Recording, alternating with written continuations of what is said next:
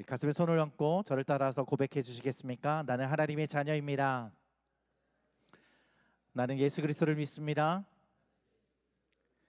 그분은 우리에게 생명의 길을 열어주셨습니다.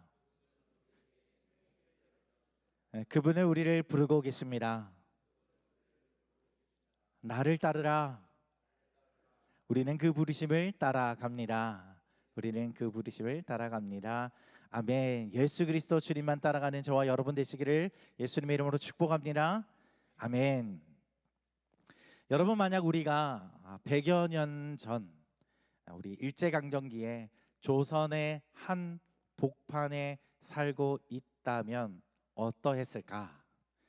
누구는 나라를 되찾기 위해 도시락 폭탄을 던지고, 누구는 총을 들고 전장으로 뛰쳐나가는 사람도 있을 것입니다. 그리고 또 누구는 반면에 일본 편에 붙어서 자신의 생명을 보존하려 했던 사람들이 있을 것입니다.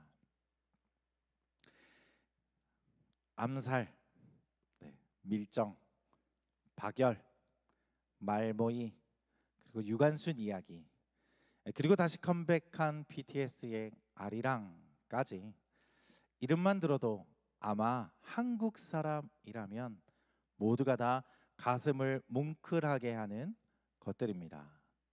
아마 모르긴 몰라도 아리랑 아리랑 아라리요 아리랑 고개로 넘어간, 설마 모르시는 거 아니시죠? 나를 버리고 가시는 님을 심리도 못 가서 발병났다. 저는 찬양 다음으로 아마 제 눈에 눈물을 흘리게 하는 노래 중에 하나가 바로 이 아리랑이라는 노래인 것 같습니다. 제가 설교 시간에 정확하게 오늘로써 세 번째 아리랑을 부르는데요, 부를 때마다 제 가슴에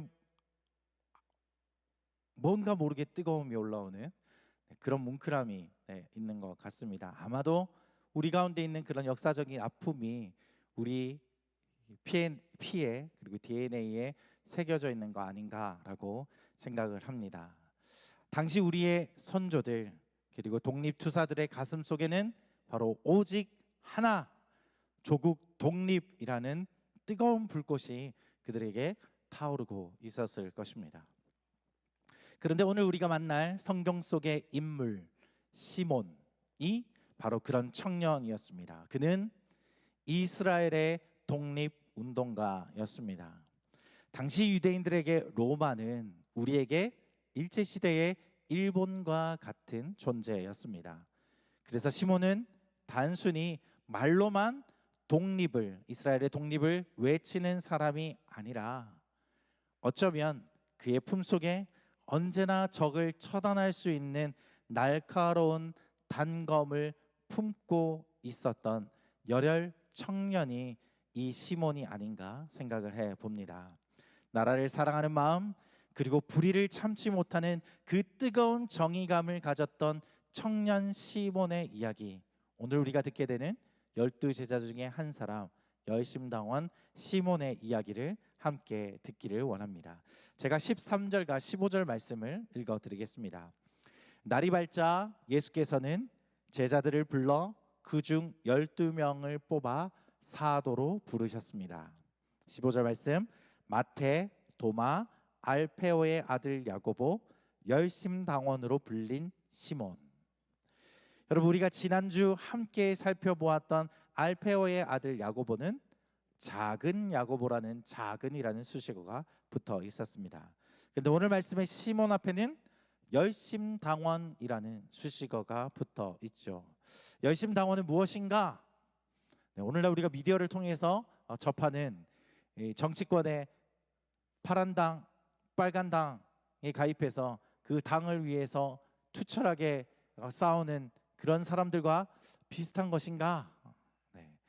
이 열심당은 1세기 유대 사회에서 등장한 아주 강한 민족주의, 이스라엘을 위한 민족주의, 그리고 종교적 저항 운동을 이 열심당이라고 이야기합니다. 그 핵심이 뭐냐? 바로 하나님만이 왕이시다라는 신념을 가지고 로마 지배를 완전히 거부하는 그룹들을 바로 열심당이라고 한다라는 것입니다. 당시 유대 사회는 로마 제국의 지배 아래 있었고 세금과 정치의 통제가 매우 강했습니다.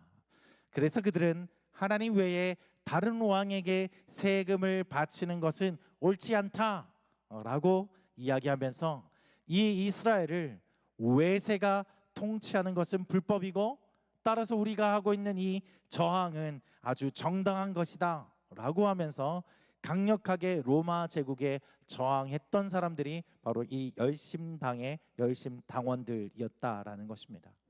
그리고 실제로 이들은 무장투쟁을 하기도 했습니다.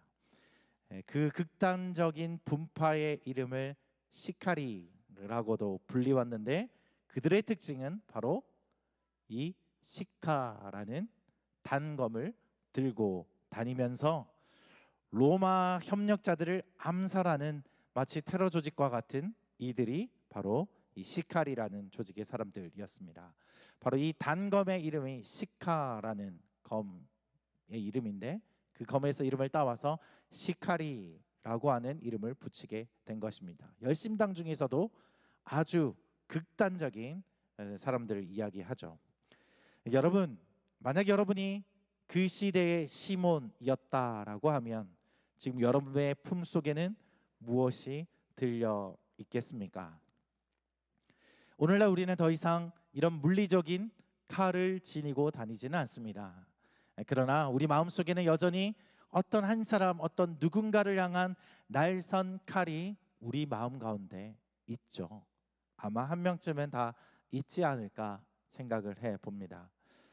사회적인 불의에 저항하고 도저히 견딜 수 없는 여러 상황 가운데 정말 손에 이 칼이라도 들려 있다면 휘두르고 싶을 만한 여러 가지 상황과 여러 가지 사람들이 우리 앞에 놓여져 있고 그래서 정말 칼이라도 있으면 휘둘러 보리라.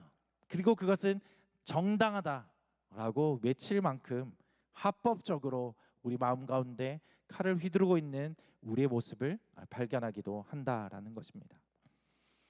다시 우리가 오늘 말씀으로 돌아온다라고 하면 우리는 예수님의 제자에 대해서 살펴보고 있습니다. 그런데 어떻게 이런 시몬과 같은 사람이 예수님의 제자가 될 수 있는 것인가? 그런데 여러분 오늘 우리는 이 시몬과 함께 아주 흥미로운 한 사람의 이름을 더 발견하게 됩니다.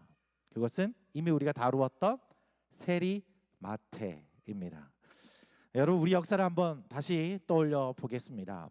시몬이 나라를 위해 목숨을 건 무장 독립 운동가였다면 바로 세리는 로마의 권력에 붙어서 동족의 피를 빨고 자기 배를 불리던 우리식으로 말하면 친일파와 같은 사람이 바로 세리 마태였죠.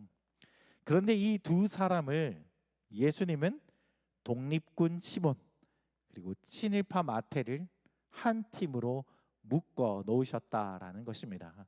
여러분 한번 상상해 보시겠습니까? 자, 시몬의 품속에 칼이 있었다라고 생각해 봅시다. 그 칼은 사실 이 마태와 같은 사람을 처단하기 위해서 품고 있었던 칼이라는 것입니다. 시몬의 눈에 마태는 민족의 반역자였고 마태의 눈에 시몬은 자신을 위협하는 위험한 테러리스트였던 것이었습니다. 이 둘 사이에 흐르는 여러분 팽팽한 긴장감이 느껴지십니까? 아까 우리가 앞서 언급했던 그 독립운동을 주제로 한 여러 영화들 가운데 등장할 만한 스토리이죠. 그러면 어떻게 이들이 한 공동체로 한 식탁에 앉을 수 있었을까? 이들을 부른 사람이 누구입니까, 여러분? 바로 예수님이 이들을 부르셨다라는 것입니다. 여러분 12절과 13절의 말씀을 함께 읽어보겠습니다. 시작. 그 무렵 하나님께 기도하셨습니다. 날이 밝자 예수께서는 제자들을 불러 그중 12명을 뽑아 사도로 부르셨습니다. 아멘. 여러분, 오늘 예수님께서는 산으로 올라가 밤을 새워 하나님께 기도하셨습니다. 그리고 날이 밝자 제자들을 불러 그중에 12명을 뽑아 사도로 부르셨다라는 것입니다. 사랑하는 여러분, 혹시 여러분의 공동체 안에는 내가 결코 함께 안고 싶지 않은 마태 같은 사람이 있지는 않습니까? 내 가치관으로는 도저히 이해할 수 없는 사람, 나의 정의로는 마땅히 비난받아야 되는 사람과 여러분 함께하고 있지는 않습니까? 만약 오늘 예수님이 그 사람과 여러분을 한 팀으로 묶으신다면 여러분은 품고 있던 그 칼을 내려놓으시겠습니까? 아니면 그 칼을 휘둘러 그 사람을 제거하시겠습니까? 사랑하는 여러분, 그런 상황 속에 여러분 놓여진다면 우리가 마땅히 먼저 해야 할 일은 기도인 줄 믿습니다. 예수님도 밤을 새워서 여러분 기도하셨습니다. 그리고 12명을 사도로 뽑으셨다라고 오늘 말씀에 기록하고 계십니다. 12명, 너무나 다양한 생각과 성향을 가진 사람, 어쩌면 정말 대조적인 사람들을 사도로 뽑기 위해 예수님께서 밤새 기도하며 고심하셨고 하나님께 지혜를 구하셨다라는 것입니다. 사랑하는 여러분, 새 학기가 되었습니다. 그리고 오늘 굉장히 날이 많이 따뜻해졌습니다. 여러분의 강의실 그리고 여러분의 직장에 어떤 사람들과 함께하게 되셨습니까? 혹은 여러분의 기숙사 룸메이트, 혹은 프로젝트와 함께하고 있는 팀원들, 여러분 만족할 만한 분들과 함께하고 계십니까? 아니면 여러분 직장의 직장 상사와 동료들, 정말 만족할 만한 분들과 함께하고 계십니까? 혹 내가 만나야 되는 사람이 이 마태와 같은 사람, 반대로 마태의 입장에서 내가 만나야 되는 사람이 시몬과 같은 사람을 만나야 한다면 여러분 어떻게 하셔야겠습니까? 미국의 링컨 대통령의 아주 유명한 일화가 있습니다. 자, 링컨이 대통령이 되기 전에 별로 알려지지 않은 변호사로 활동할 때에 당시 유명한 변호사, 아주 유명한 변호사 스탠턴이 링컨을 긴팔 원숭이라고 놀렸습니다. 비슷한 것 같지 않습니까? 네. 그리고 조롱하고 무시하고 회의 시간에 부르지도 않고 사건 논의 가운데서 완전히 폐쇄해버리는 그런 일이 있었다라는 것입니다. 그런데 그리고 몇 년 뒤에 링컨이 대통령이 되었습니다. 그리고 링컨은 전쟁을 위한 유능한 전쟁 장관, 국방장관이 필요했습니다. 그리고 그 자리에 링컨은 자신을 대적했던, 자신의 대적과 같았던 스탠턴을 그 자리에 앉혔습니다. 많은 참모들이 반대했습니다. 그러나 링컨은 이렇게 이야기합니다. 그가 적임자다. 그리고 적을 없애는 가장 좋은 방법은 적과 같이 여겨지는 그를 나의 친구로 만드는 것이다 라는 말을 남겼죠. 그리고 훗날 링컨이 암살당하여 죽게 되었을 때에 그 자리에서 가장 슬피 울며 여기에 세계 역사상 가장 위대한 통치자가 누워있다라고 고백한 사람이 바로 이 스탠턴이었다라는 것입니다. 여러분, 예배소서 말씀에 이런 말씀이 있습니다. 그리스도는 우리의 화평이시니 자기의 육체로 둘을 하나로 만드신 분이십니다. 그분은 중간에 막힌 담 곧 원수된 것을 헐어내셨습니다. 사랑하는 여러분, 저와 여러분의 삶에는 우연이라는 게 없기에 오늘 우리가 만나고 마주치는 사람들, 우리의 생각과 이념과 가치관이 다를지라도 우연이 아니라 그 모든 것이 하나님의 섭리 가운데 있다라고 하면 하나님의 뜻을 구하고 하나님의 뜻이 거기에 있음을 알고 기도로 지혜를 구하며 기도로 풀어가시는 저와 여러분이 되시기를 예수님의 이름으로 축복합니다. 아멘. 그렇다면 예수님은 왜 이들을 한 팀으로 묶으셨을까요? 그것은 바로 이 십자가의 복음이 단순히 개인의 신앙을 넘어서서 민족의 아픔과 개인의 정의까지도 녹여내는 것임을 예수님께서는 그 제자들에게 알려주고 싶었다라는 것입니다. 여러분, 칼로 적을 베면 원수가 남지만 사랑으로 부으면 형제가 남게 되어 있습니다. 바로 그것을 예수님은 제자들에게 깨닫게 해 주셨다라는 것입니다. 여러분, 그런데 그것은 바로 예수 그리스도의 십자가로만 가능한 것이라는 것입니다. 아마도 시몬은 예수님이 이 로마를 대항한 독립군 대장이 되었으면 좋겠다라고 생각했을 수도 있을 것 같습니다. 그러나 예수님은 너무나 무력하게도 십자가에서 돌아가셨습니다.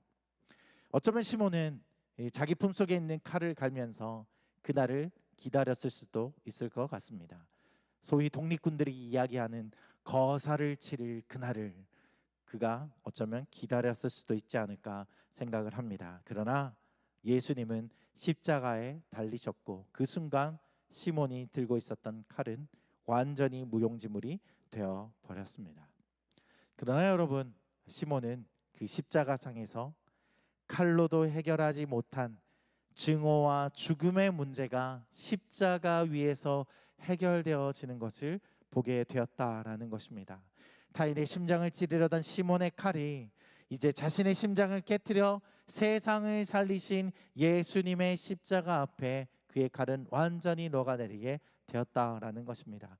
적을 죽여야만 끝날 것 같던 바로 그 전쟁, 지금도 이 땅 곳곳에서 일어나고 있는 수많은 전쟁들 역시 서로 죽이고 복수하고 서로를 향하여 개인적인 이득을 향하여 취하고 있는 그 전쟁.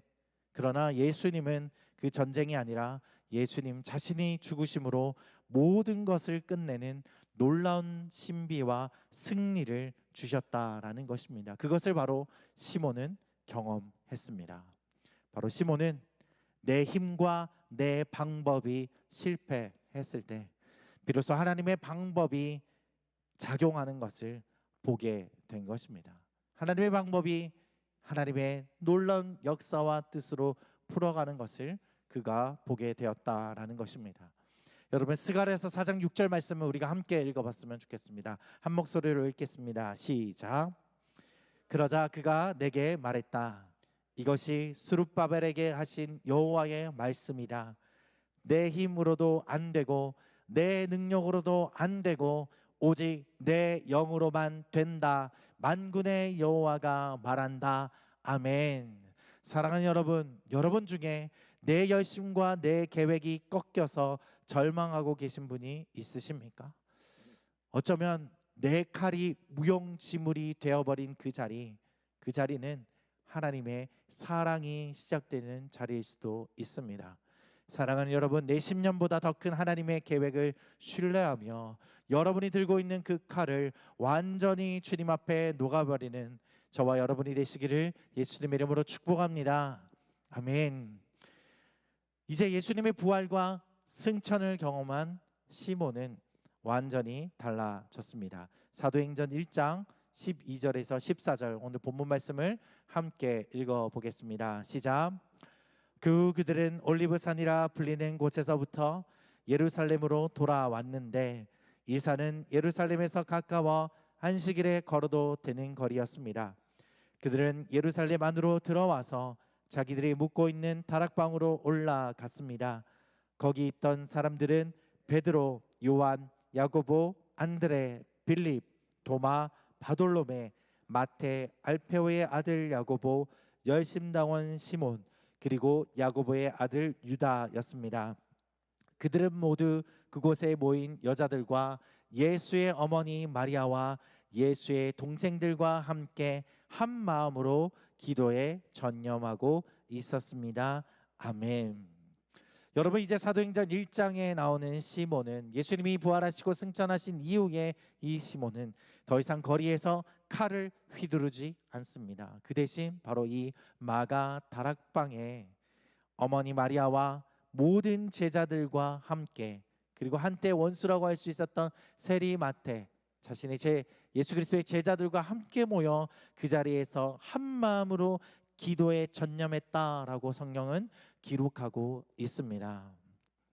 여러분, 시몬은 이제 칼 대신 기도를 손에 들었습니다. 내 힘으로 당장 세상을 뒤엎어버렸던 조급함을 내어버리고 하나님의 약속을 기다리는 증인이 된 것입니다.